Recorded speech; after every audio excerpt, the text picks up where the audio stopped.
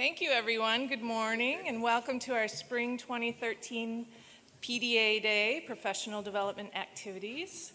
I'm Mary Sandberg, and I'm going to get us going here this morning with some quick information before I turn it over to Scott to introduce our board and Dr. Chong.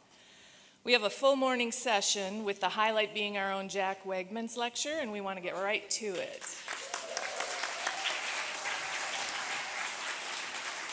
But first, I want to take just a moment to thank the members of the Professional Development Committee and the Classified Staff Development Committee and all those who organized and will be presenting workshops today. These people have been working for months to put together what I think, and I hope you will find too, a program to meet the interests of our diverse employee and work situations. I think they did a great job of bringing diversity to the content while also focusing on the key themes of strategic planning and best practices. So I hope you were able to find something that had special interest to you in today's content. I also like to thank all those who worked so hard to help bring this day together. My friends in facilities, the grounds staff. Look at this stage. Where I'm from, we'd have a pine tree and some snowballs. So this is fantastic. The theater arts people who let us use this space, media services who have the difficult job of making us look good first thing in the morning, which is not easy. District police, the warehouse, resources, and many others. Also to our colleagues who are working today. A big thanks to everyone on the professional development team, but I want to especially acknowledge Nancy Persons, who was a big part of the team last semester, and we will miss her, but congratulate her on her new position.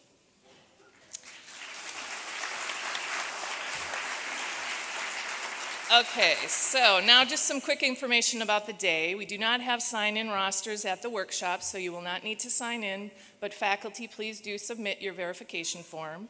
We will be sending out an online survey after the day is over, and we really look for your feedback on that. We do read it and take it very seriously and react to it. Some of our workshops are being videotaped and will be available as podcasts or DVDs at a later date. Those workshops are noted in the schedule.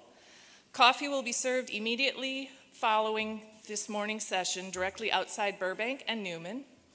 And I should say hi to our folks over in the Newman overflow. We can't see them, but we know they're there. And if you brought your own cup for the coffee, thank you for doing that. You'll have a half-hour break. This was in response to feedback we got that people wanted to spend more time together. Then you proceed to your first workshop choice at 10:25. Lunch and music are available in Bertolini at 12, and you can purchase lunch for $5, but you're also welcome to bring a brown bag lunch if you'd like. Now I'd like to ask Scott Rosen to come up and get us started. Scott is one of our faculty coordinators and an instructor in the computer science department, but most importantly, he's our own cool jazz dude on bass at lunch.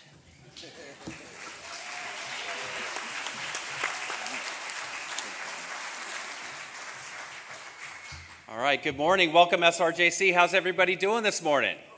Come on. All right. We got a pretty great day set up for you. One of the things I wanted to talk about is that in staff development, one of the things that we've been really careful and thinking about and planning about is making sure that this day is not only an important day for faculty, but all of our constituent groups. We want to especially give a big round of applause for our classified staff folks that work so hard.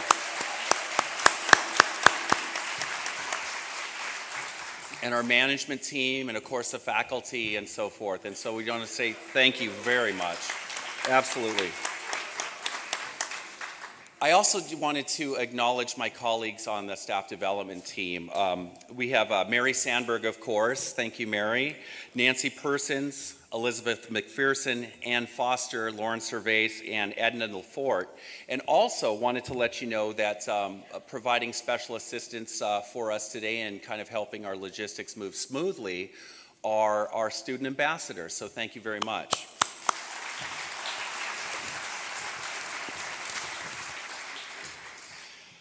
It's always great to be able to acknowledge our Board of Trustees, and we have some of our Board of Trustees here. I just want to, if you're a Board of Trustees member, please stand so we can acknowledge you, and then I'll read off your names and so forth. Yes. So our Board of Trustees, there's Terry Lindley, Jeff Kunde, Don Edgar, Richard Call, Onita Pellegrini, Robert Bordeaux, Don Zumwalt, and Michelle Dowling, our student trustee. Thank you.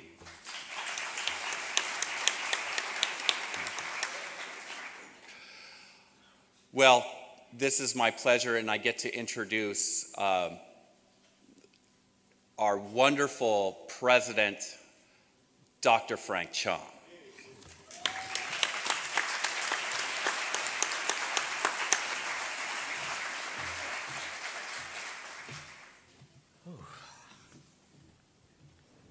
Thank you, Scott, for that brief and wonderful introduction.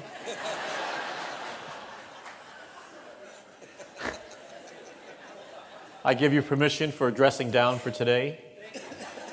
This is our Friday. First of all, happy Valentine's Day to all of you, loved ones, and it's a great day. I was thinking about what I should talk about as I was driving up from Petaluma this morning, from the fog to the sun, and I said, I think I'm starting my sophomore year here. And it was quite a freshman year, and I had many of the same trepidations that many students experience when they come to a new institution. Are they going to like me? Am I going to really find my stride here? Is it that I picked the right place? And let me tell you, after a year, I couldn't be prouder to be your president. I have found nothing but warmth, a welcome in terms of just the generosity of spirit that everybody's been really pulling for me, not because I'm Frank Chong, but because this institution means so much to the community. And in the period I've been here, it just reaffirmed every day. I go everywhere from the Wabash House in Stony Point Road, where I watched the State of the Union message with Trustee Zumwalt, where you go in there, and I felt like Eddie Murphy in Beverly Hills Cop, and he walks into the bar, this cowboy bar, and everybody stops, and some guy finally yells, there's a pregnant pause, and somebody guy says, Zumwalt, I worked for you at your Dodge, and all of a sudden the place breaks up, and Zumwalt says, I'm going to buy drinks for everybody, and it was fine after that, you know. I don't know if I'd watch another State of the Union at that place, though, because one guy walked in and says, isn't there wrestling on or something better? So it just really speaks to the diversity of Sonoma County, which is a whole different definition of diversity than other places I've lived in. So it's a new cultural experience for me, and thank you for educating me about some of these local institutions in Sonoma County. But I'm really encouraged and really upbeat and very bullish on the JC. I go everywhere from the Sonoma Taxpayers Association to local Rotaries, to the Russian River Crab Feed at the Shoshone Farm on Saturday. And everywhere I go, people treat me like God because I represent the JC. And invariably, they'll come up to me and say, you know, the toughest course I ever took was at the JC. And these are from people who are now doctors, lawyers, and attorneys, and working in banks. And many of the leaders in the community, I find, started their careers at the JC. And it's really because of great teaching. And that's one thing that I have found that sets this place apart from any other community college I've been in, is the reverence and the high bar that you set for teaching, what I like to call the gold standard for sustainable excellence. You are the gold standard for sustainable excellence. And my job as your president is to maintain that bar and to try to lift it. And today you're going to be, I get to open like I just came back from Las Vegas. Presidents do go to Las Vegas. We're human too. And I feel like, I told Jack Wegman, I feel like I'm warming up the crowd for Sinatra, you know. So I get to be Buddy Hackett. Remember Buddy Hackett? Come on. Or my favorite comedian, Rodney Dangerfield. What a crowd, what a crowd. So I'm warming up for you, Jack, and you're going to knock them dead. So I just want to quickly say that the college is, I think the state of the union, the state of California, and Sonoma County is all pointing positive. The housing crunch, the crash of Wall Street, we're recovering. It's a slow recovery. The governor's budget, when I was up in Sacramento in January with our student trustee Michelle Dowling at the legislative conference, indicated for the first time in 5 years the governor is going to invest money in community colleges and higher education again. So with that, as Maria and my assistant says, use the word fiscal discipline. And I'm looking at Rick Call, who reminds me, and he's like that little angel over the shoulder, and said, don't spend the money before we get it. So, but I am encouraged. We are going to be, thanks to the voters of Sonoma County and the state, we passed Proposition 30. I want to thank publicly the AFA, SEIU, all of the faculty classified who came to the Chamber of Commerce, who endorsed us. Thank you to the Chamber, of which I'm a member. This community gets it. They value education because they have been a direct benefactor of it. So I think we're on to some really good things. I really appreciate the Santa Rosa Junior College Teaching Fellows Program. I appreciate the faculty for stepping up and participating in it, because we have to look at a new generation of teachers. We're going to need 1 million new teachers in America in the next 10 years. And here at Santa Rosa, we've been losing at about a clip of about 2 dozen a year. So who's going to come behind them? We have to start making that investment in our future. And I think the Teaching Fellows Program is a start. And I really want to give a special shout out to Kate McClintock and our Santa Rosa Junior College Foundation. We raised over $7 million this year at a time when the Chronicle of Higher Education's cover said that giving in higher education is flat. So now our foundation is at $40 million. I think we recently surpassed Santa Barbara City College as the #1 foundation in the country. So can you please give them a hand?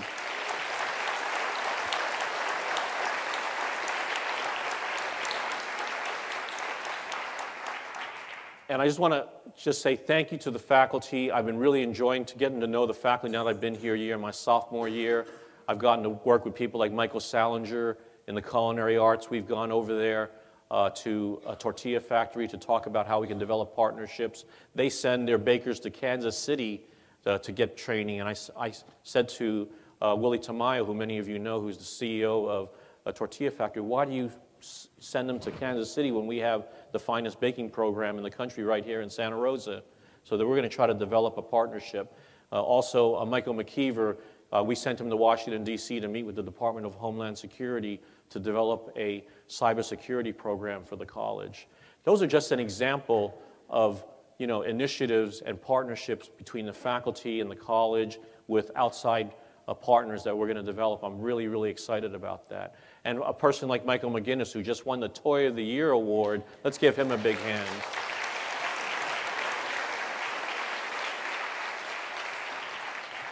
And Peg Saragina, who was honored by NYSOD for being one of the Teachers of the Year. Let's give Peg a big hand for her.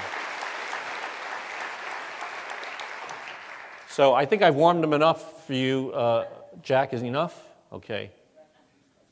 So anyways, thank you very much. Have a great day. One last shout out for the Strategic Planning Committee. We have over 130 folks who've come forward to serve on the steering committee and the work groups. It's going to be a great day. I look forward to getting to work with all of you. Have a great spring semester and better days ahead. Thank you so much.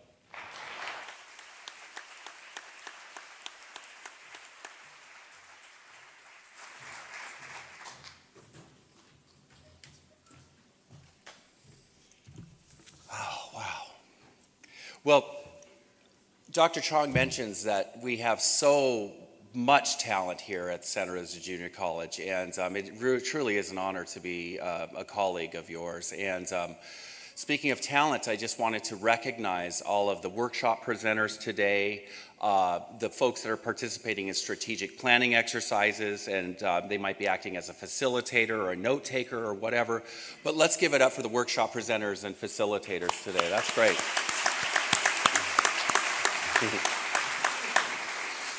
So we all know that the highlight of the Spring PDA Day is the annual Brooke Towser Faculty Lecture. Being selected for the Faculty Brooke Towser Lecture is a great honor. The Towser Lecture has been an SRJC tradition since 1987 and is named in honor of Brooke Towser. Brooke Towser has been, who's an emeritus professor of history and a former vice president of Santa Rosa Junior College. Brooke has worked here at the college through 1955 through 1986. And so it's really awesome that I get to introduce Mr. Galen George, who was our last year's Brooke Towser, to introduce this year's Brooke Towser. So let's give it up for Galen George, please.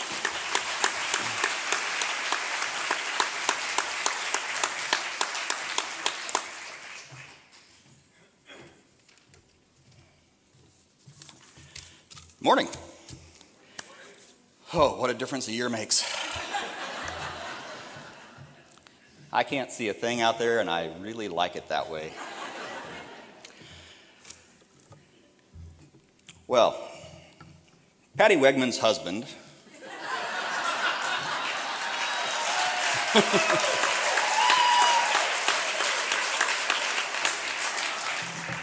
was born to immigrant parents in Youngstown, Ohio.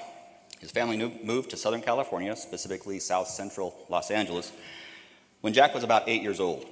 He grew up working in his father's store and enjoyed the typical pastimes of the Southland. After applying and earning admission to UCLA, at the urging of his mother, Jack attended Cal State Northridge, primarily so that he and his older brother could carpool. I personally think that's an excellent criterion for choosing a college. It's practical. It made sense. Like many of us, Jack was affected deeply by the Kent State massacre in May of 1970. He left school, bought a one-way ticket to Frankfurt, Germany, and embarked on a backpacking trip through Europe with a subsequent stay for a while on a kibbutz in Israel. He returned to California and graduated from Northridge in 1973 with a bachelor's degree in philosophy. A conversation with a professor led Jack to pursue and complete a second BA in economics. He then went on to the University of Pittsburgh to complete master's degrees in both philosophy and economics in 1977. So Jack returned to Southern California again. And what does one do with advanced degrees in economics and philosophy? Drive a truck. Jack's delivery route took him by Santa Monica Community College, so he regularly, persistently visited the personnel office. That's what we called HR back in the day for you young'uns. Asking about teaching jobs. One day his persistence paid off in a serious case of schadenfreude. An economics instructor had severely broken his leg, and Jack was hired pretty much on the spot to replace him. On a trip up and down the West Coast in early summer of 1979 in his VW bus, Jack left his resume at as many community colleges as he could, including SRJC. He was invited for an interview and was hired first as an adjunct and then later a full-time instructor. And here he has remained, a dedicated teacher who, in the words of several former students, has changed lives. Jack is a man of many other talents as well. I've been told by our friends in the math department that he's a fine poker player, particularly adept at the game of acey-deucey. Care to bet the pot, Jack?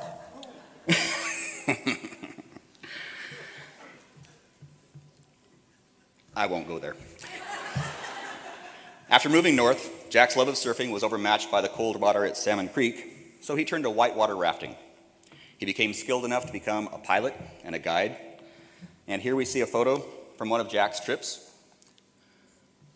Maybe. There we go. Can you spot Jack?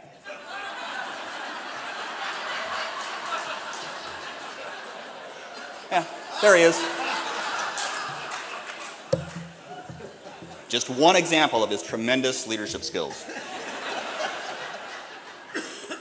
I think I'll leave that up there for a while.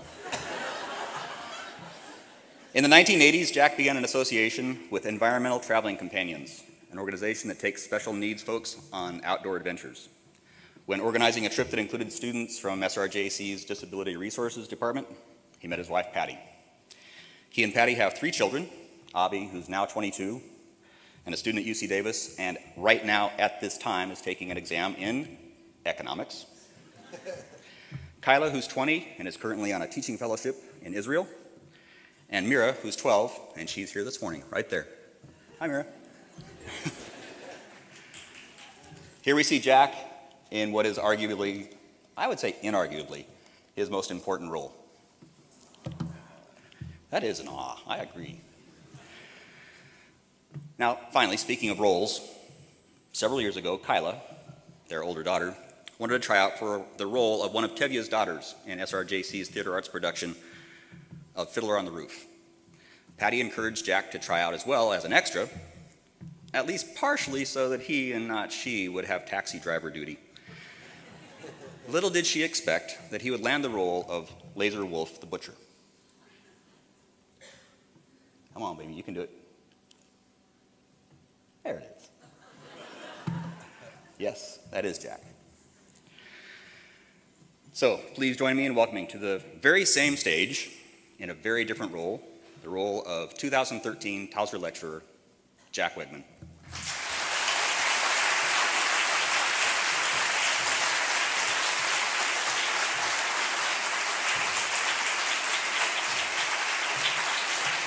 To our prosperity, to good health and happiness, and most important, to life, l'chaim. L'chaim, l'chaim, to life. Is to the father I've tried to be. Is to my bride to be. Bring l'chaim to life.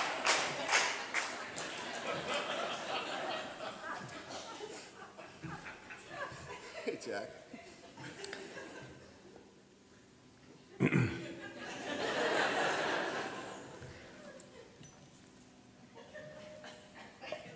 Good morning. Before I begin my presentation, I'd like to take just a moment to thank the members of the Towser Lecture Committee for giving me the opportunity to be this year's Towser speaker.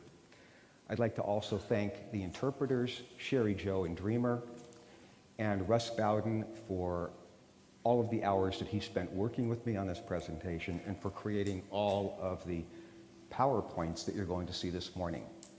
And then finally, a very, very special thank you to my wife, Patty, and to my daughter, Mira, for their support and their patience and their enthusiasm for the last 10 months as I've worked and worked and worked on this lecture.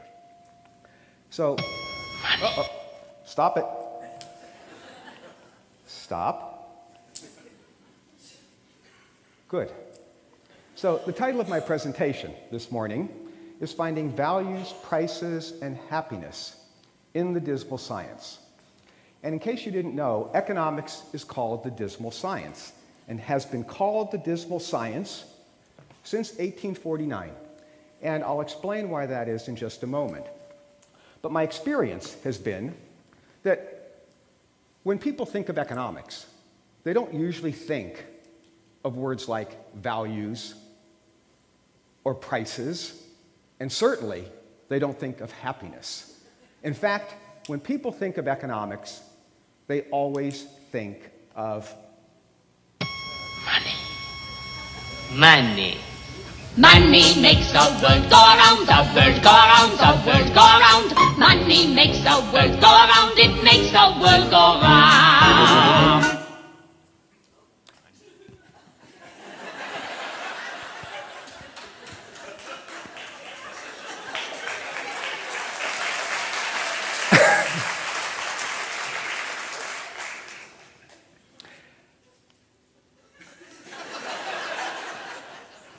Russ? Are they going to do this again?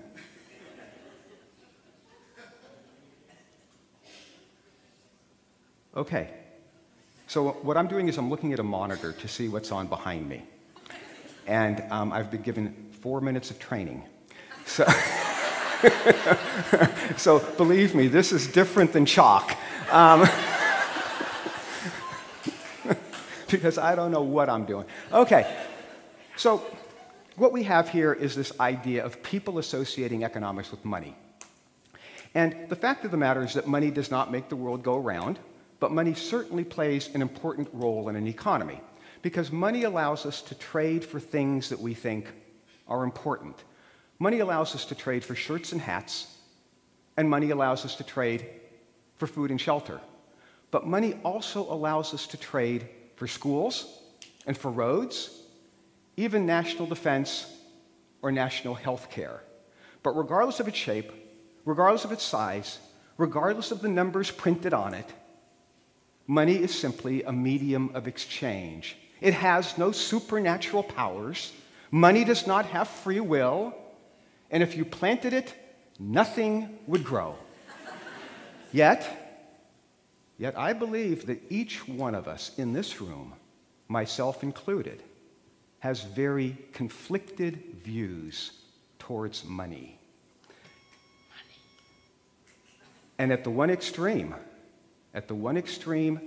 you have this view expressed in 1 Timothy chapter 6, verse 10. For the love of money is the root of all evil. And yet, at the other extreme, you have a view of money expressed here by Tevye the milkman. Here you have Tevye having a conversation with his son-in-law, Perchik. And Perchik says to Tevye, money is the world's curse. And Tevye looks at his son-in-law. He looks at this boy, Perchik, and he responds, may the Lord smite me with it, and may I never recover. But where we really have problems with money is when you take the word money and you take the word happiness and you put them into the same sentence and you merely suggest that there may be some relationship, some statistical correlation, as it were, between money and happiness. I remember years ago coming across an article in the October 2007 issue of Newsweek with this title, Why Money Doesn't Buy Happiness. And the article was written by one Sharon Begley. Here's how Miss Begley began the article. Economists and psychologists and the rest of us have long wondered if more money would make us happier. Fair enough. Then she continued. Here's the answer. All in all, it was probably a mistake to look for the answer to the eternal question, does money buy happiness, from people who practice what's called the dismal science. So here we have it, the dismal science. But I like how Miss Begley says this. It's really an interesting phrasing. She says, for people who practice what's called the dismal science, Miss Begley must think that I'm performing human sacrifices in my economics class, who practice what's called the dismal science. Aha. Well, I decided to continue reading this article because I was interested in finding out why money doesn't buy happiness. And so I read the article with my usual open mind, my wonderful sense of humor, my most mature attitude, and then I immediately canceled my subscription to Newsweek. But the question really is, what is this deal with the dismal science? Where does it come from? What does it have to do with economics? And you know what? I believe that you can learn a great deal about how economists perceive happiness and well-being by understanding the origin of the phrase, the dismal science.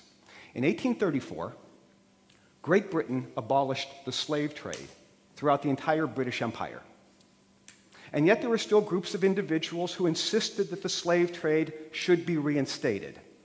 One of those groups were white plantation owners, and they obviously wanted the slave trade reinstated because the slave trade provided them with a cheap source of labor. But then there were other groups who had completely different views on why the slave trade should be reinstated, and their position was really very interesting. Their view was the slave trade needed to be reinstated because these former slaves, these black-skinned people, These black men were incapable of caring for themselves without the guidance and assistance of their white masters. And one of these individuals, Thomas Carlyle, in 1849, 15 years after the slave trade was abolished, published an article titled An Occasional Discourse on the Negro Question. And in that article, Carlyle made the point and took the position that Great Britain needed to reinstate the slave trade because white people had the moral obligation to take care of their black-skinned inferiors.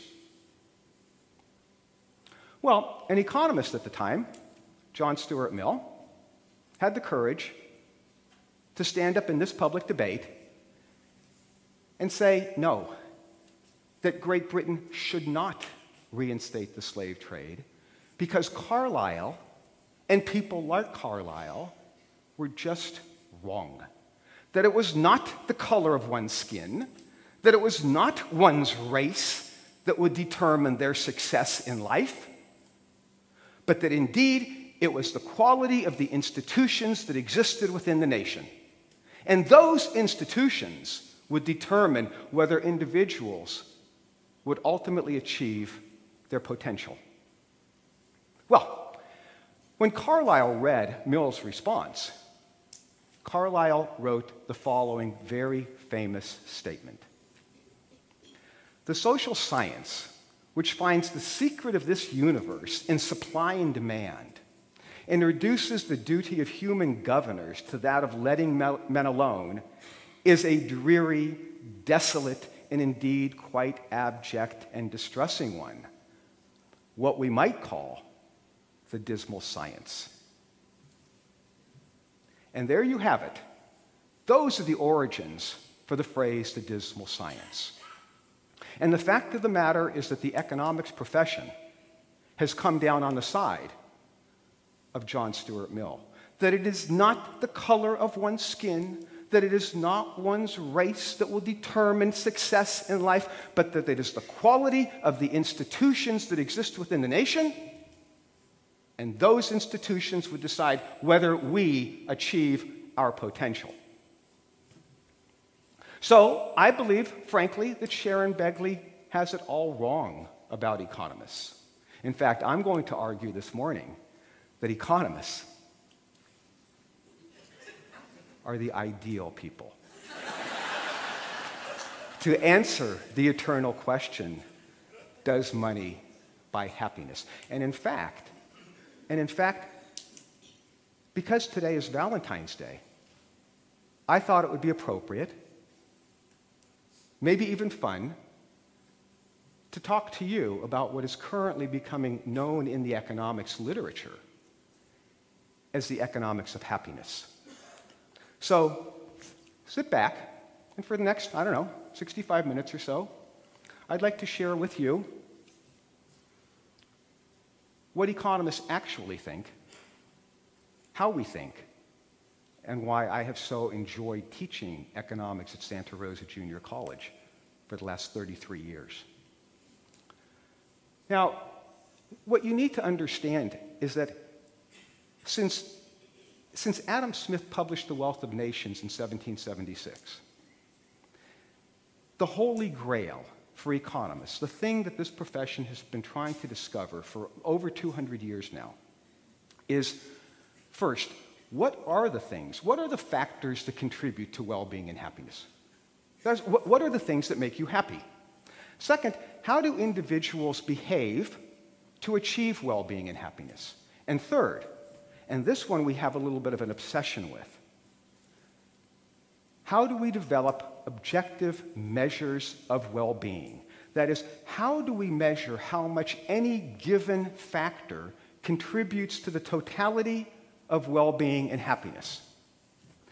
And you might say, well, why is it important? Why is it important that somehow or other we can objectively measure how much any given factor contributes to well-being and happiness? And the answer is this, that economists ultimately believe that there are an infinite number an infinite number of things that contribute to well-being and happiness. And every single one of them is important. Every single one is important, and every single one contributes something to well-being and happiness. But in a world of finite resources, all of those factors that are important cannot be equally important. Because the implication of having finite resources is that both individuals and societies must make choices. That both individuals and societies must make decisions, and both individuals and societies must commit themselves to the idea of making trade-offs.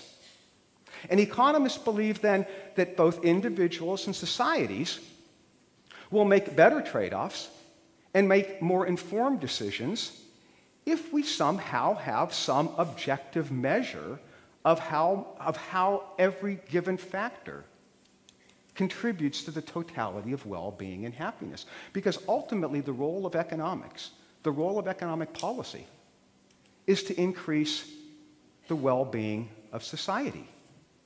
And we cannot do it without some measure of well-being. Now, when you're looking at this idea of making decisions, decisions is really the root of economic theory, the idea of making choices. So in 2002, the Nobel Prize in Economics was awarded to two people. It was awarded to an economist, Vernon Smith, and it was awarded to a non-economist. It was awarded, in this case, to Princeton University professor of psychology, Daniel Kahneman. And Professor Smith and Professor Kahneman shared the Nobel Prize in Economics for their research and their contributions to behavioral economic theory. That is, trying to understand how individuals behave, why we behave the way we do, and what does our behavior say about how we perceive well-being and happiness. Now, another word for behavioral economics that you're going to hear very often for the next couple of minutes is hedonic psychology. Hedonism, hedonic psychology. But when I teach economic theory to my students, and I talk to them about the history of economic thought, and I talk to them about individuals attempting to maximize and become happy, maximizing their well-being, I don't usually speak to my students about Daniel Kahneman or Vernon Smith. I talk to my students about the English philosopher Jeremy Bentham. Because in 1789, Jeremy Bentham published a book titled An Introduction to the Principles of Morals and Legislation. And in that book, Bentham lays out what he calls the greatest happiness principle. And the idea is very simple, that ultimately Bentham believes that individuals are always attempting to pursue those things that give them the greatest happiness and the greatest well-being. But Bentham believes that individuals are actually able to calculate. They are actually able to calculate in their head how much any given factor contributes to their well-being and happiness. And he calls this ability to objectively calculate happiness a hedonic calculus, the hedonic calculus. And he says that individuals are able to measure well-being and happiness, that we can measure it in terms of the longevity of the event, the intensity of the event, even the anticipation of the event causes great joy and happiness. And Bentham lays out 14 different principles that he believes contribute to well-being and happiness. And then he also lays out 12 principles that he believes cause us pain and discomfort. So to Bentham, what we do in life is simply maneuver away from those things that cause us pain and discomfort towards those things that cause us happiness and pleasure. And Bentham believes he fantasizes the possibility of inventing a machine that could measure happiness and well-being objectively. So this is where economists get this idea of measuring objectively. And the machine that Bentham proposes that we invent would be called a utilometer. A utilometer. And the reason that it's called a utilometer is because the Old English word for happiness and satisfaction is utility. So Bentham refers to individuals as utility maximizers and pain minimizers. And that's exactly how I teach my students today. 200 years after Bentham, we still talk about utility maximizers and pain minimizers. But Bentham doesn't actually live to see the invention of his utilometer, but we have them. In fact, here you see a utilometer. So, no laughing, this is econ. This is terrific, because what you're seeing is what I've been hoping for my entire life. This is a utilometer. This one happens to have been created by Professor Richard Davidson at the University of Wisconsin. And what this machine does is it measures brain waves. And what Professor Davidson and his colleagues have discovered is that individuals who have heavy brain waves emanating from their left prefrontal cortex tend to be happier than individuals who have brain waves emanating from their right prefrontal cortex. And for an economist like me, who's trying to increase the well-being of society, this is as exciting as it can possibly get. And the reason that it's exciting, is because if neuropsychologists and neuroscientists can discover the factors that cause brain waves to emanate from the left prefrontal cortex, then economists can actually conduct economic and social policy that can increase the well-being of society scientifically. So this, to me, is just the most exciting possibility, to be able to use the scientific method and say that these policies increase well-being better than those policies. If you move through time in economics, then we come to the 1800s, and we're just looking at, I'm just trying to explain where does this stuff come from. Well, if we come to the 1800s, a completely different group of individuals begins looking at economic theory of behavior and happiness, and in this case, it's a group of mathematicians. And the mathematicians are primarily in England, but there are a few on the European continent. But regardless of where they live, they all, within 2 or 3 years of one another, come up with an absolutely amazing theory. Okay? And the theory is, number one, that individuals are always attempting to gain their greatest possible happiness, which is Bentham. Number two, that individuals can objectively measure how much happiness something contributes. But this is the amazing thing for my friends in the math department. The amazing thing is that the mathematicians believe that happiness and economic behavior conform to the principles of calculus.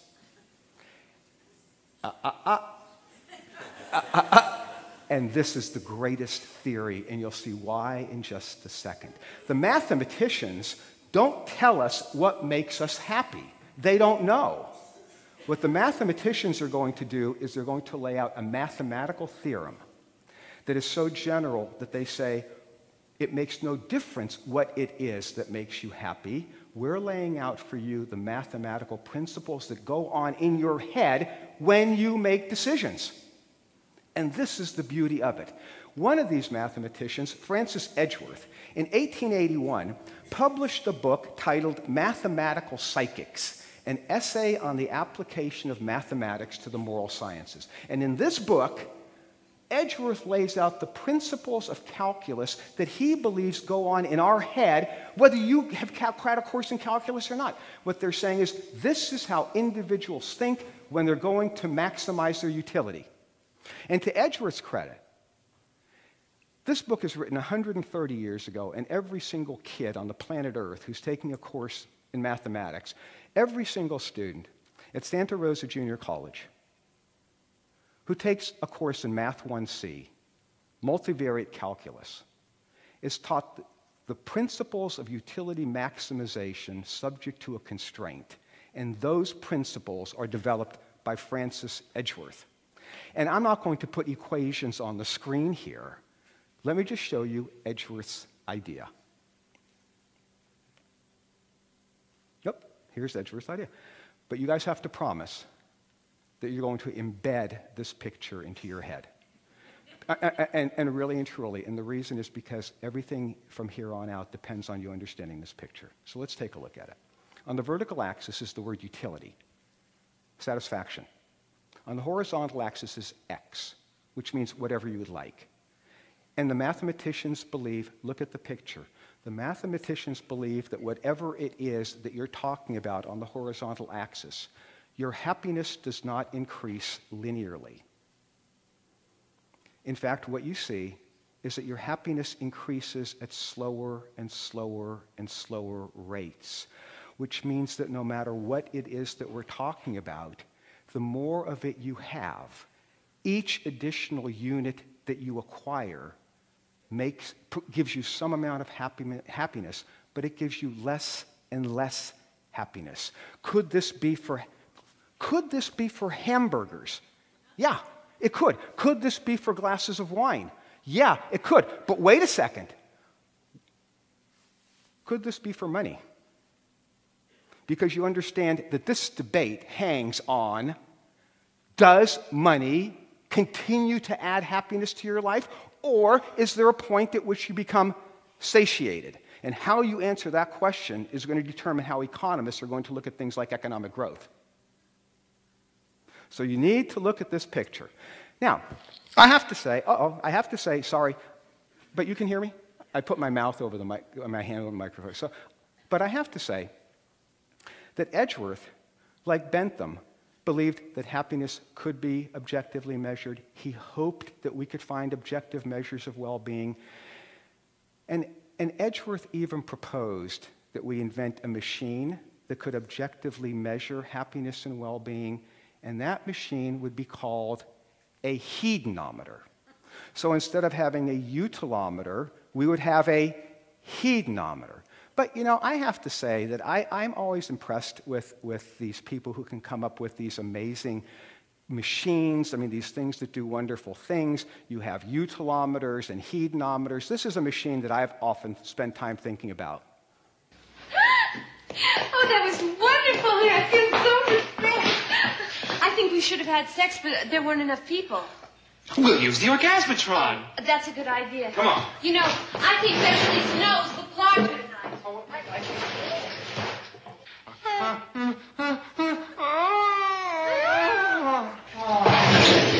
Oh, it's such a good time. Colin, all right. The party came off quite well. And well, so much for economics being the dismal science. Now, I mean, it's very hard when you're talking to students about utilometers and hedonometers and not having your mind wander off to Woody Allen's movie Sleeper. But in all honesty and in all fairness, there has been a fundamental, a general discomfort, let's say, with how economists perceive individual well-being and happiness. There's a view both from within the economics profession and from outside of the profession that our models don't actually capture individual behavior very well. This idea of individuals trying to maximize their utility and they count every single util. So there's a sense that our views of behavior and happiness just don't capture the complexity. But there's also, by the way, been a view from both within the economics profession and from outside the profession that even our economic statistics really miss the boat. And the most common economic statistic that has been criticized almost from when it was invented in the 1930s by Simon Kuznets is a statistic called the gross national product. And what I'd like you to do for just a moment is I'd like you to hear what I think is the most beautiful and the most eloquent criticism of the gross national product and how it applies to happiness and well-being. The speech that you're going to hear for the next 2 minutes was given on March the 18th, 1968. This is 45 years ago, almost to the day. It was given at the University of Kansas by Senator Robert Kennedy. And I'd like you to hear how Robert Kennedy discussed economic statistics and happiness and well-being. Too much and for too long, we seem to have surrendered personal excellence and community values in the mere accumulation of material things. Our gross national product now is over $800 billion a year. But that gross national product, if we judge the United States of America by that gross national product counts air pollution and cigarette advertising and ambulances to clear our highways of carnage. It counts special locks for our doors and the jails for the people who break them. It counts the destruction of the redwoods and the loss of our natural wonders in chaotic sprawl. It counts napalm, and it counts nuclear warheads and armored cars for the police to fight the riots in our cities. It counts Whitman's rifle and Speck's knife, and the television programs which glorify violence in order to sell toys to our children. Yet the gross national product does not allow for the health of our children, the quality of their education, or the joy of their play. It does not include the beauty of our poetry, or the strength of our marriages, the intelligence of our public debate, or the integrity of our public officials. It measures neither our wit nor our courage, neither our wisdom nor our learning, neither our compassion nor our devotion to our country. It measures everything in short, except that which makes life worthwhile. And it can tell us everything about America, except why we are proud that we are Americans.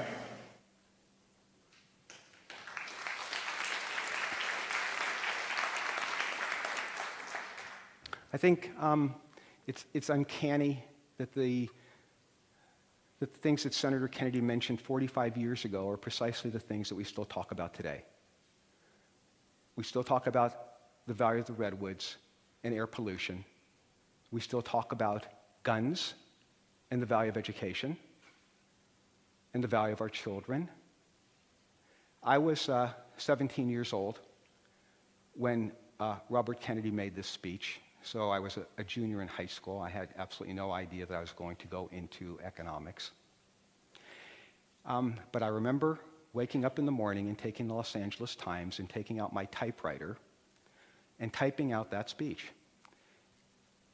And I put the speech into a picture frame, and I hung that picture frame on my wall. And I still have that speech hanging on my wall, and I take it to every school at which I teach. And I stare at that picture because it makes me think about why I went into this profession, why I became an economist. And to the credit of economists, what I'd like to do is just show you on the screen, these are just a few of the different measures of well-being that economists have been developing. Just a few. I think there are maybe 10 of them. This is not as a result of Senator Kennedy's speech, but this is just part of what economists do, which is try to find measures of well-being and happiness. And each one of these is created by a Nobel laureate in economics. Some of them are created by professors of environmental studies. Some of them are created at the request of government agencies like the United Nations or the World Bank. If you look down at 2008, you notice that French Prime Minister Nicolas Sarkozy appointed Nobel Prize-winning economist Joseph Stiglitz and Amartya Sen to develop a gross national happiness index for France. And in 2010, the Kingdom of Bhutan announced its own gross national happiness index. And in 2010, which is not on this screen, British Prime Minister David Cameron announced a gross national happiness index for Great Britain. And each one of these indices is an attempt to capture some piece of that puzzle called well-being and happiness. And each one of them, I think, captures some part of it. But like all indexes, all indices, even the gross national product, these indices have problems with them. And they have problems because in many cases they simply represent the values of the researcher. Let me show you what I mean. Here you have 3 different indices. On the far left, on your left, is the Human Development Index. The Human Development Index is developed by Mahmoud ul-Haq, who's professor of economics at the University of Karachi, and then maintained by Nobel Prize-winning economist Amartya Sen. Take a look at where the United States is. The United States in this index is ranked number 7. Now, amazingly enough, in this index, notice that we rank ahead of Denmark.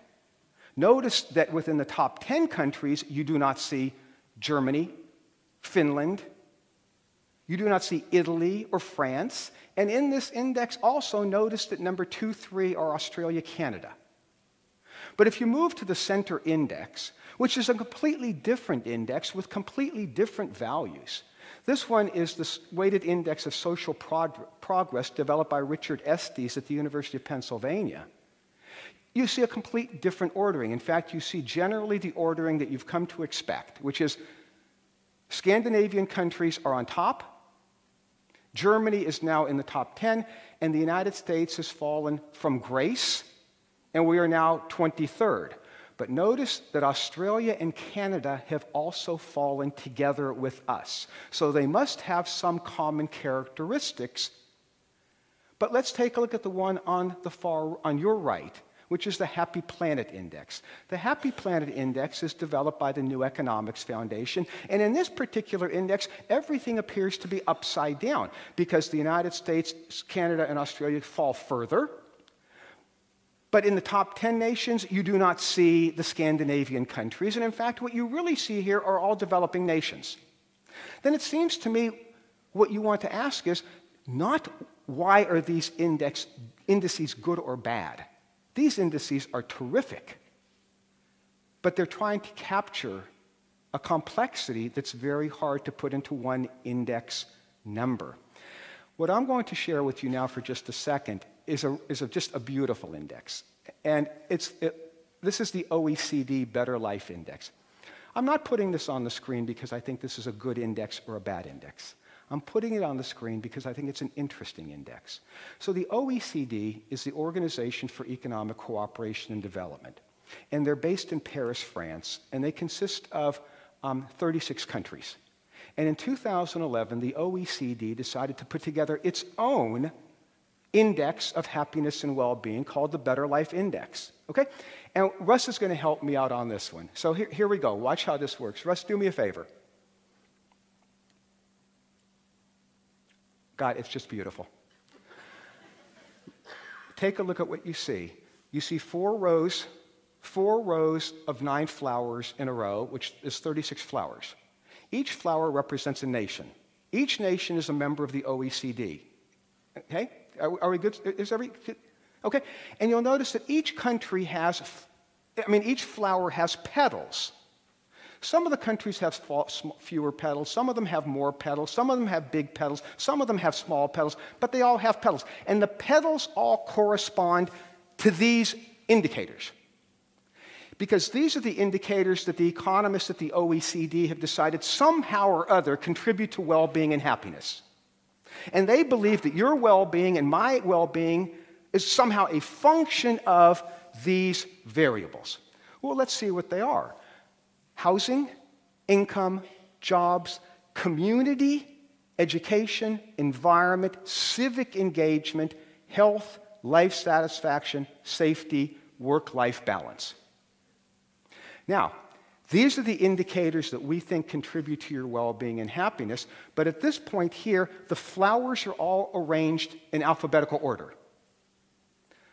Watch what Russ does. Hey, Russ, do me a favor. The flowers move. Some of them move up, some of them move down. Notice that in this particular story, the United States flower, can everybody see the United States flower? So the United States flower is relatively high. It looks to me like maybe Norway's is a little bit higher, New Zealand's a little bit lower, Mexico is lower, Turkey is lowest. And what you're seeing here is this picture. These are the rankings of these nations.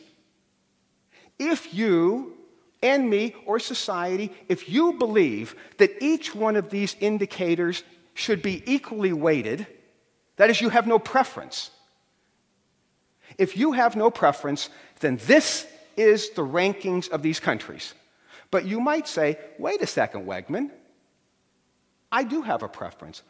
I believe that maybe work-life balance should be more important than any of the others. Watch what Russ will do. Hey, Russ, did you notice what happened to the U.S. flour? See, the U.S. flour went down. Hello? Yeah, the U.S. flour went down. The U.S. flour is right. Thanks, Russ. Bless you. The U.S. flour is the one on the end, and it was way, way at the top until Russ added weight to it. If you add weight to it, then you're saying work-life balance is important to you. But the United States has a very poor work-life balance. So if you make work-life balance, it brings the United States happiness level down. Just nod. Yes. Good. Now, on the other hand, you might say, wait a second. I really think that income should be weighed heavily. Now, don't do this. Does everybody see the United States flower? Okay, and do you see where Russ's cursor is? He's going to add weight. Watch, he'll add weight to it. Russ? See? Click. The United States flower went up.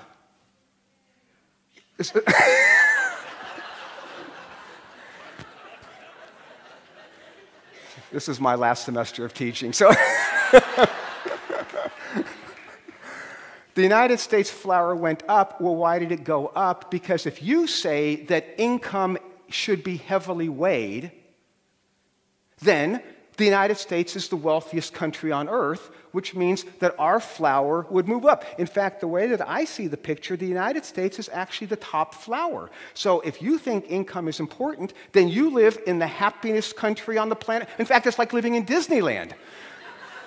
But my point is this. Who should decide the weightings?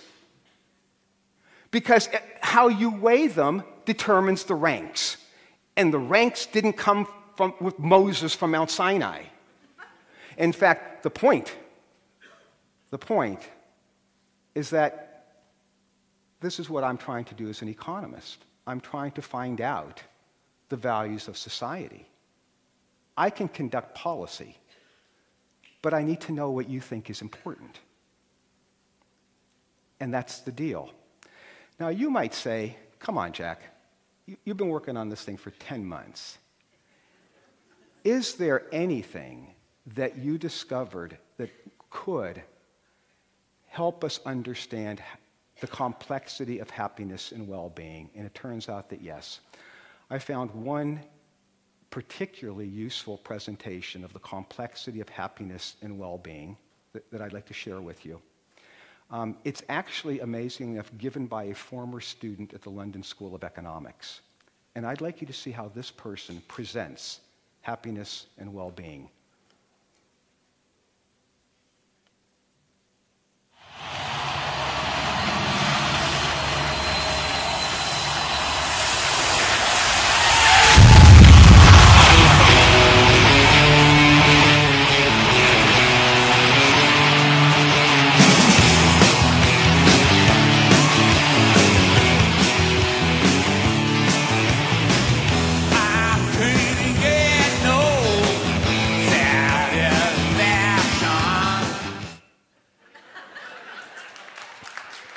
Now, you might say, why do I get to do that? Well, the first reason is because I have tenure. But the other reason, there's actually a couple of other reasons. One is that I wanted to let my friends in the chemistry department know that you are not the only ones who can make explosions on stage. Take that, Galen. And, but the other reason I think is just more interesting, which is, believe it or not, Mick Jagger was an economics major at the London School of Economics.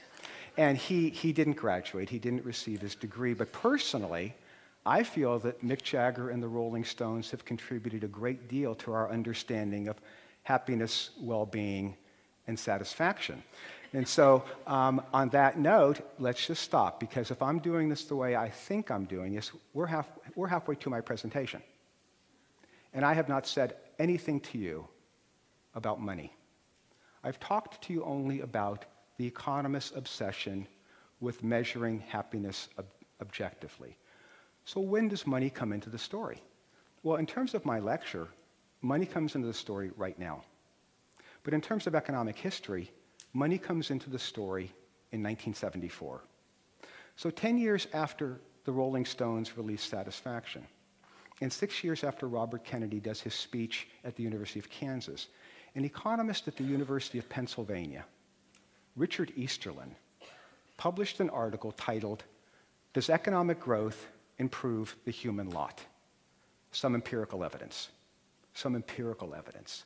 But the way that you want to read the phrase, "Does economic growth improve the human lot?" you want to translate that sentence to these words. Does more money make you happier? Because that's what economic growth is about. And what Professor Easterlin did in this 1974 article was he analyzed the results of surveys of individuals in 19 different countries, rich and poor, capitalist and communist, to a set of open-ended questions. So I just want to be clear.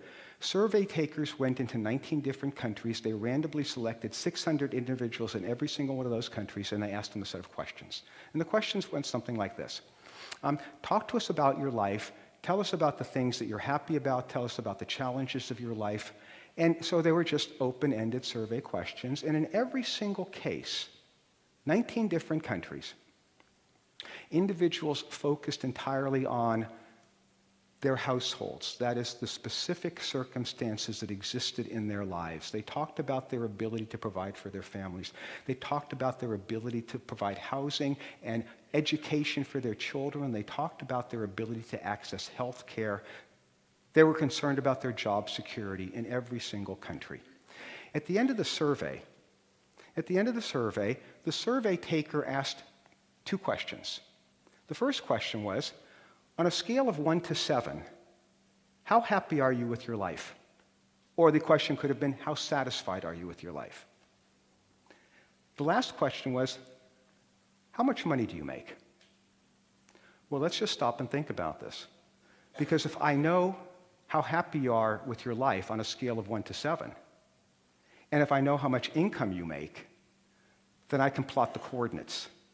And that's exactly what Richard Easterlin did. He plotted the coordinates for 19 different countries, 600 people surveyed in each country, capitalist and communist, rich and poor. And I'm going to say this to you because you need to hear what I'm saying.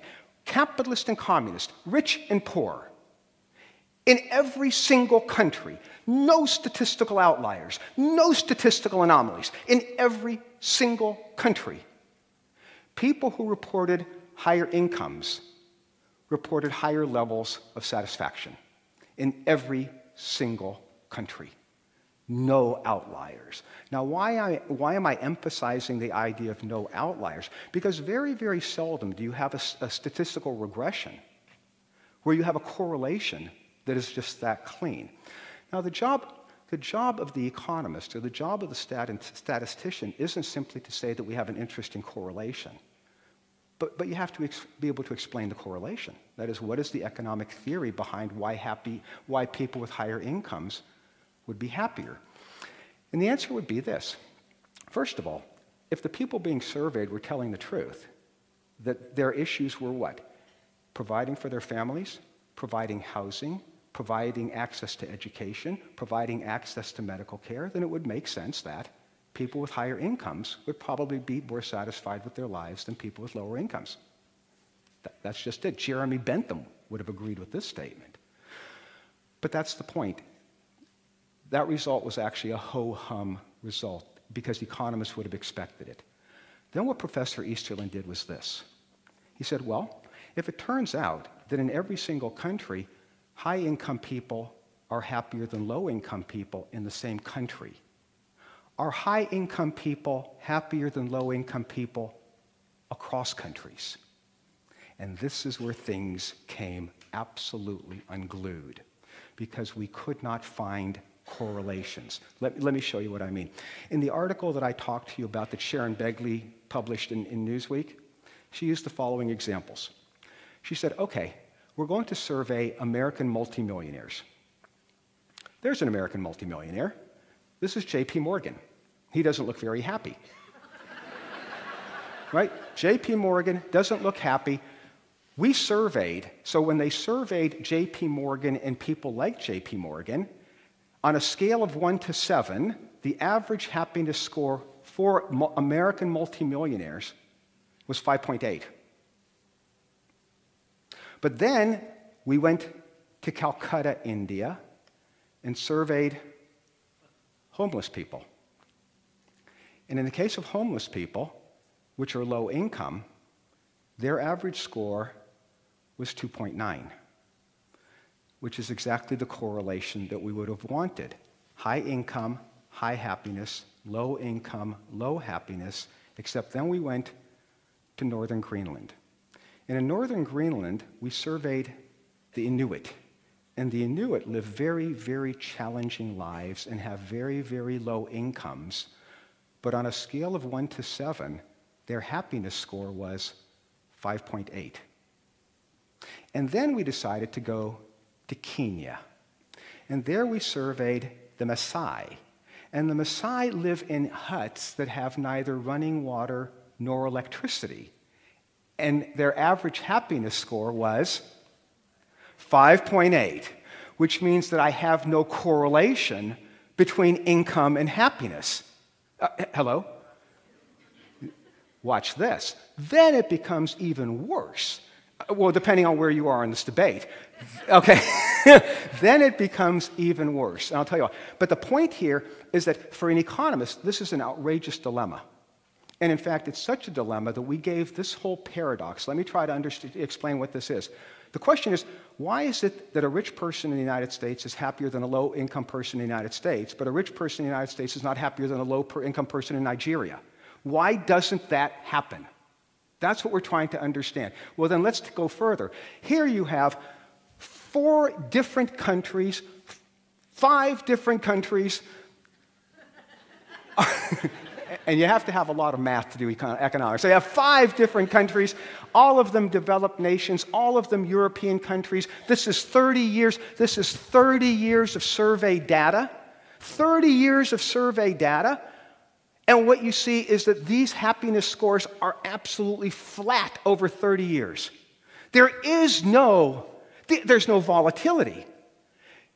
That no matter, and the thing about it is that these countries, which were all European countries, the Netherlands, England, Germany, France, Italy, these are all developed nations. All of them have had increases in their incomes over 30 years, and their happiness scores are absolutely flat. This is the United States. The United States is an amazing story. Watch how you read the graph. So let's do this together. The dashed line shows income per person. Income per person in the United States. The way that you read the chart is you say, well, in 1973, that dashed line goes all the way over to the right. And what you'd say in 1973, the income per person in the United States was $20,000. And these numbers are adjusted for inflation. So there's no hanky-panky going on here. It says real income per capita, 2,000 is the base year. And what you see is that income from 1973 to 2003, which is 30 years of economic statistics, increased from $20,000 to $35,000, which is an increase in income of 75% over the period, 2.5% a year. And what you see is that the happiness scores for the United States are dead flat.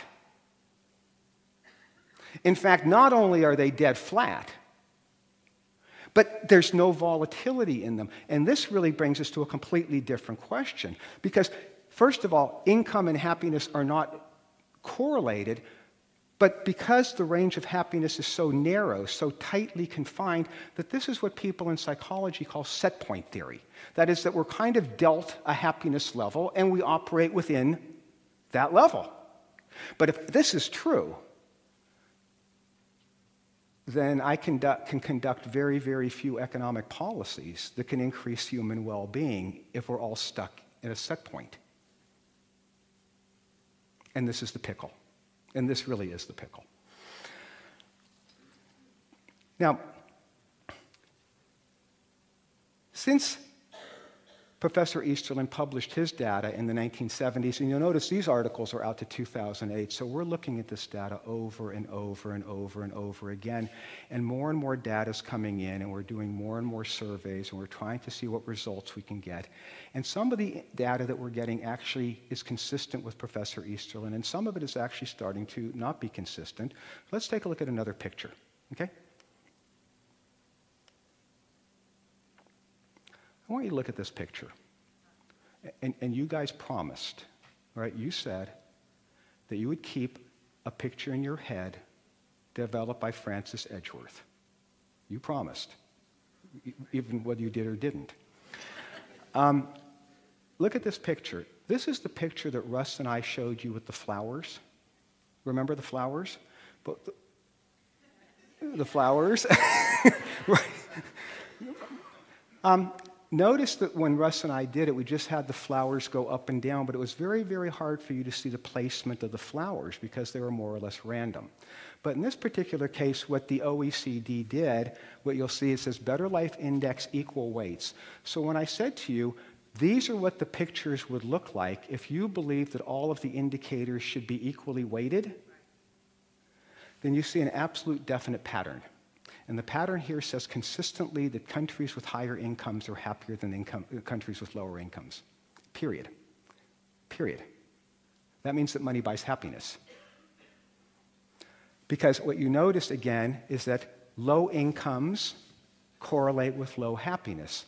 Higher incomes are clustered at higher levels of happiness. But there's something else going on here.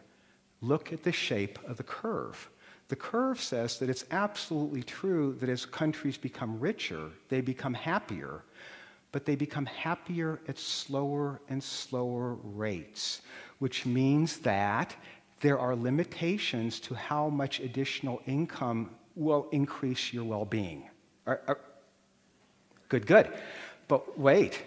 But wait 1 second, because if you buy this one, wait till you see this one. But economists are continuing to do research on this topic, and it's getting hotter and hotter. So you understand these conversations are now becoming acrimonious, because if I have to believe that economic growth contributes less and less and less to happiness, then my training means I need to retire.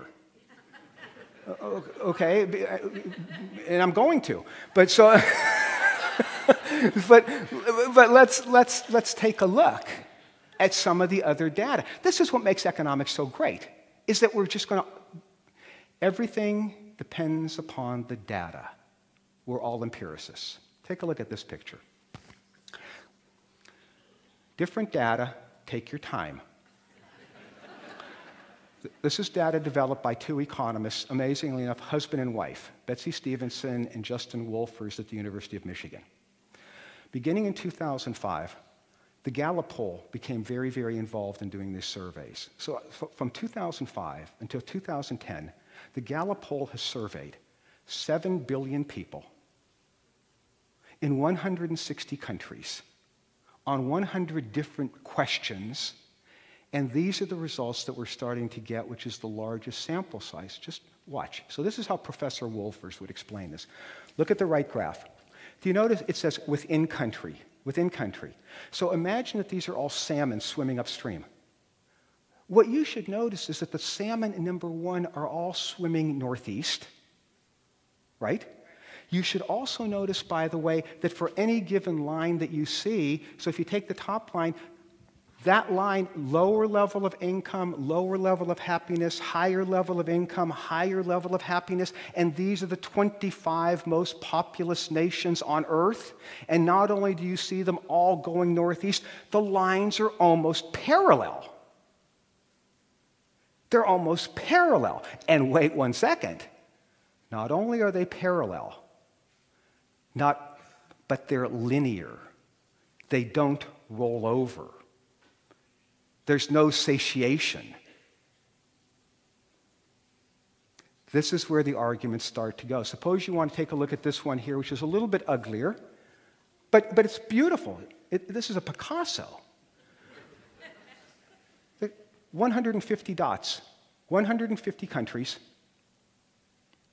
all scatter plotted, happiness against income, and you absolutely see a definite pattern. And the pattern is that the dots move northeast. Richer countries are happier than poorer countries. There are no outliers.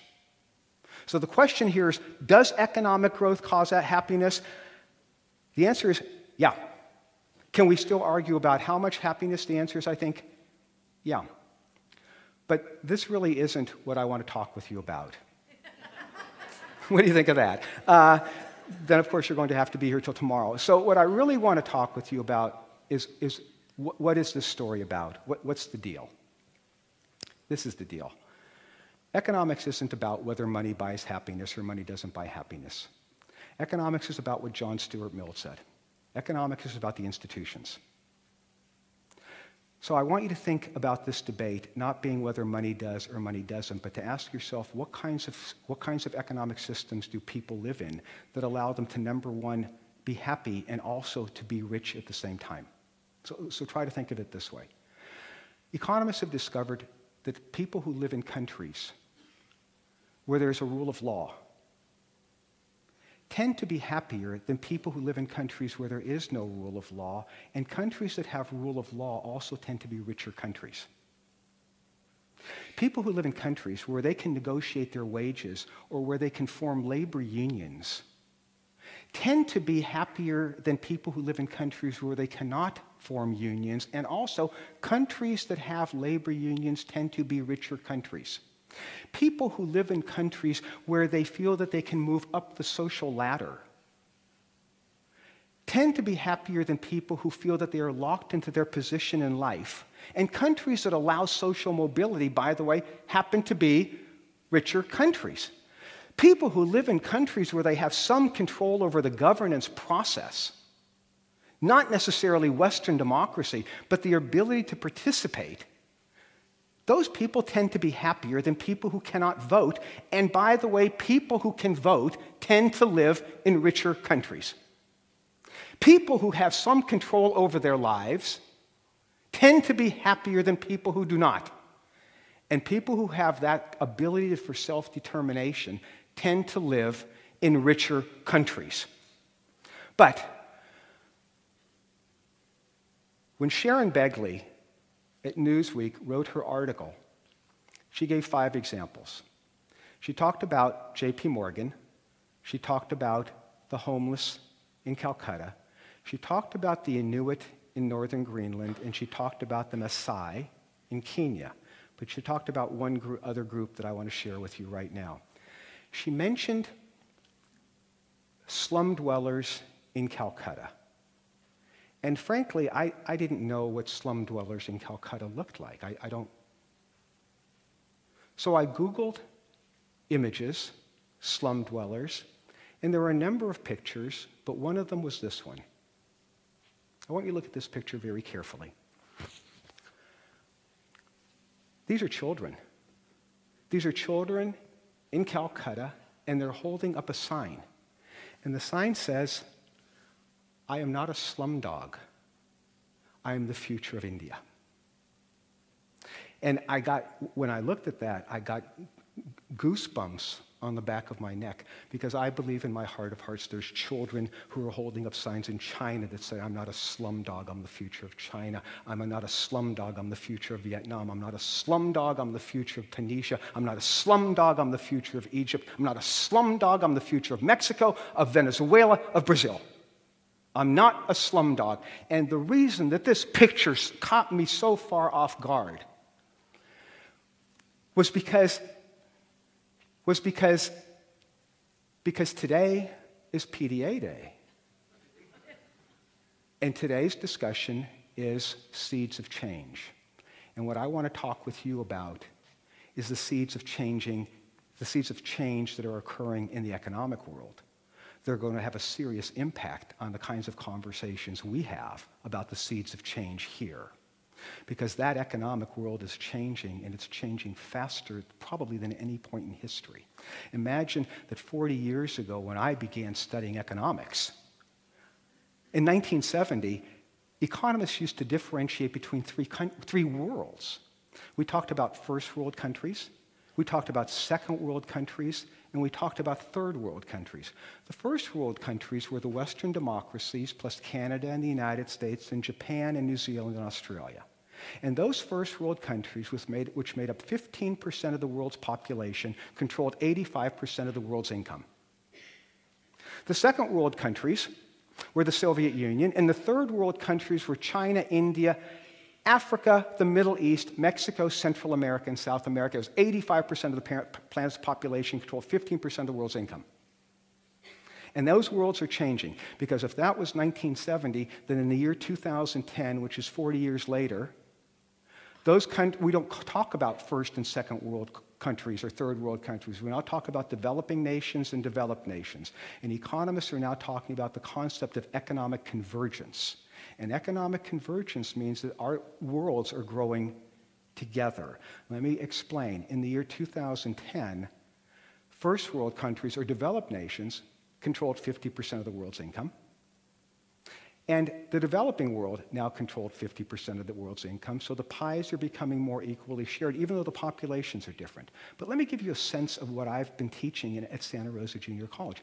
In the year 2000, I walked into my classroom, and I said to my Santa Rosa Junior College students that the 5 largest economies in the world in 2000 were the United States, Japan, Germany, France, England. In 2010, 10 years later, I said to my Santa Rosa Junior College students that the 5 largest economies in the world are the United States, China, Japan, Germany, France. In 2025, which is 12 years away, I'm going to tell my Santa Rosa Junior College students that the 5 largest economies in the world are China, the United States, India, Brazil, and we're not real sure who number 5 is going to be. But what we do absolutely know is that between now and the year 2030, the GDP of the planet Earth is going to double. From 2030 to 2050, it's going to double again, and the vast majority of that economic growth is going to come from Asia, Africa, Mexico, Central America, South America. It is not going to come from Europe or the United States or Canada or the traditional powers. Now, is this the end of the world? Absolutely not. This is what I've been living for as an economist. The increase in the standard of living of people, of all people. So you don't want to think of economics as being a football game where at the end of 4 quarters, the University of Alabama has 42 points, and Notre Dame has 14 points, and so Notre Dame lost, and Alabama won, and now we all go home. Because what economists are trying to do is we're trying to develop models where there are win-win solutions. But that also means, that all countries in the world now have what are called interdependent utility functions. That means the things that the United States does to increase the well-being of our citizens is going to impact China. And the things that the Chinese do to increase the standard of living their population is going to impact us. So what I'd like to do for just a few minutes is just share with you what I think some of the challenges are that we need to look at to increase the well-being, at least of the US population. This is what all economists believe. So please, this is not Jack Wegman getting up here doing PDA Day. This is what all economists believe and have believed actually for a number of years. The United States must do something about its current energy policies. So you're looking at CO2 emissions in 2008, and what you see, which is a little bit odd, is that China, which is a developing nation, and the United States, which is a developed nation, have the same amount of CO2 emissions. And in a world where countries are going to grow very quickly, we can't sustain that. So if you measure it by country, or if you measure CO2 emissions per capita, then you see that the United States really has a problem. But these problems are not economic accidents. And I want to be clear here, there are no economic accidents. These graphs are a function of policy. They're a function of choices. They're a function of decision. They're a function of values. Because if you take a look, here's a picture of gasoline prices in 7 different countries. And what you see is really quite astounding because the lines are on top of each other. You actually cannot differentiate one country from another country because they all lie on top of one another. But the chart is gasoline prices excluding taxes. What if I include taxes? If I include taxes, then 6 of the countries jump up and 1 of them stays down. And the one that stays down is the United States. So the way that you would read a graph like this is you would, for example, if you pick the highest point there, which is the Netherlands at $10.50 a gallon. So if you pick their high point and you pick our high point, which is $4.50 a gallon, the difference between those 2 prices is the difference in the amount that people pay in gasoline tax per gallon in each one of these countries. I'm not a great economist, but I do know this, that people behave according to prices. And our behavior is absolutely rational given the information that you have. We're doing what we should do, which is a problem, because we're going to continue to do it unless somehow or other we begin to tax fossil fuels so that they actually represent the cost and values of society. Now, a different problem, I think, that we need to look at in the United States is this guy. This is the U.S. national debt. This is my favorite way to show it, so let's see if it works.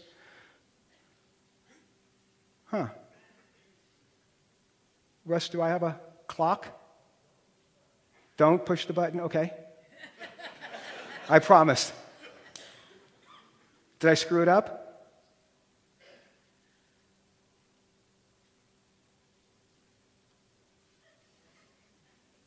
Yeah. Thank God for technology. And don't push the button. See, I like watching you, probably more than you like watching me, because some of you are actually sitting there with your mouths open. And if I was fishing, I could actually catch you. Because you guys are actually sitting there staring at this number. This number represents the total amount of money that the United States Treasury has borrowed and owes to somebody. It's $16 trillion. If you took every second from the death of Christ, 60 seconds in a minute, times 60 minutes in an hour, times 24 hours in a day, times 365 days in a year, times 2013 years, it would be less than that number. $16 trillion. Now, the thing about this number is that you need to understand what it is. The United States is not going to go bankrupt. But this has some very, very serious challenges for us going forward. And let me show you what one of the challenges are. The vast majority of this money that the United States Treasury owes, it actually owes to the Social Security Trust Fund. Okay? So that's not the problem. But this may be. These represent countries that have loaned the United States money, and the numbers are in billions. So when you're looking at China, that number is 1.1 trillion. Japan is 1.1 trillion. And when you add up all the numbers, you end up getting this number of $5.4 trillion, which is exactly 30% of the national debt. Now, why does this matter? It matters for this reason. When we pay people in these countries interest, we pay them in dollars. And if they perceive that the dollars that we're sending them are going to lose value, they will either stop lending money to us or they will demand higher interest rates to compensate them for the risk. And if they demand higher interest rates, it will wreak havoc on the government's ability to pay, but it will also cause the U.S. economy to slow down because of those higher interest rates. This is just an issue that we need to be aware of going forward. But there's one other issue that I want to share with you. It's 2 graphs. These are nice. Take your time. These are income growths in the United States from 1979 to 2004. This is 25 years of income. There are 100 million families in the United States, which makes this very easy. If there's 100 million families in the United States, this number here says that the top 1 million of them saw their incomes increase by about 180% over the last 25 years. The next 20% of all families, which is 20 million families, saw our income increase by about 75%. And if you're in the bottom 20% of all families in the United States, which is 20 million families, you saw your incomes increase by about 10%, all of these adjusted for inflation. If you take a look at what that would mean, you're actually seeing that income distributions in the United States are being pulled apart. They're becoming skewed, and they're becoming skewed towards the tail of this particular group of people. The reasons for income distributions changing are very, very complex. But there's one scenario that I'm very concerned about, so let me show it to you. This is your last picture of today. This is called mobility, the ability to move up the social and economic ladder in a country. And the way that you read this is very simple. If you take a look at Denmark, run your finger across, and you see the number, let's call it 3.0 because we're friends. That says that a person in Denmark has 3 times the ability to move up the social and economic ladder in Denmark than a person in the United States. If you're looking at Canada, 2.5 times as much. In fact, within all of these countries, the only country in the world that has less social mobility than Americans is the United Kingdom. Now, in terms of an economist, my question then is, well, why might this happen? And what we've discovered is that if you're born to the lowest 20% of all income earners in the United States, you have a 43% chance of living the rest of your life in that bracket. And if, by the way, you were fortunate enough to be born to the top 20% of all income earners in the United States, you have a 47% chance of living the rest of your life in that bracket. And there's only one leveler, college education. Because the data says that a person with a college degree has the ability to move all the way up from low to high, and also, by the way, to show that there's a God in heaven. If you're born rich and you don't have a college degree, the data says that you get to slide down also. Now, what's the point?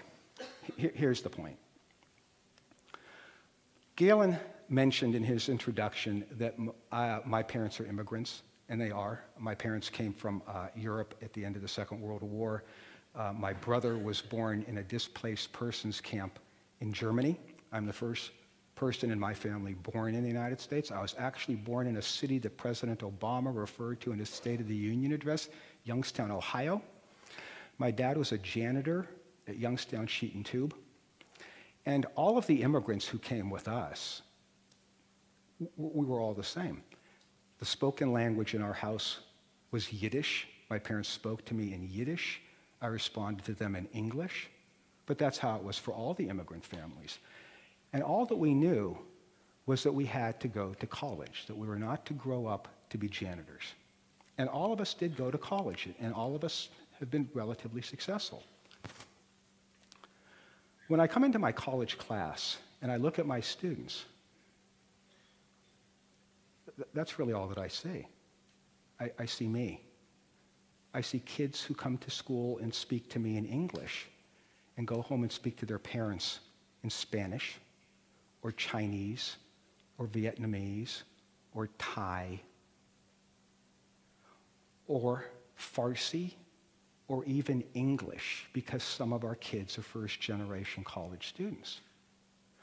So when I look at those kids and I think about why I went into economics, I think about the kids holding up the sign. We are not slum dogs. We are the future of America. And so when I think about economics, I think about the title of Adam Smith's book. These kids represent the wealth of the nation. And so on that note, what is economics about? It's about values and prices and happiness. And I want to thank you all for spending time in the dismal science with me. Thank you.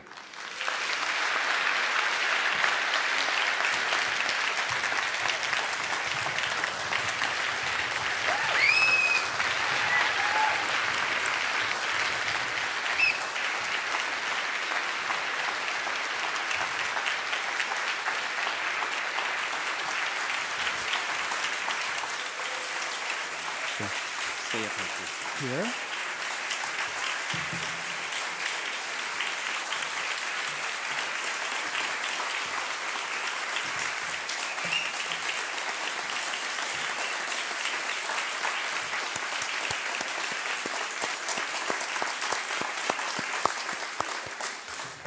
Thank you so much, Jack. We wanted to invite Galen up. We've got a special.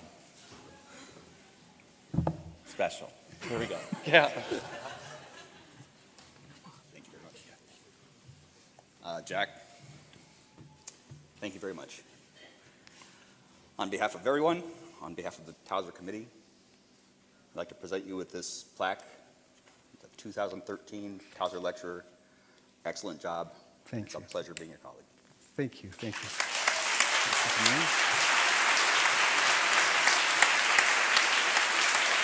I go down. Thank you, guys.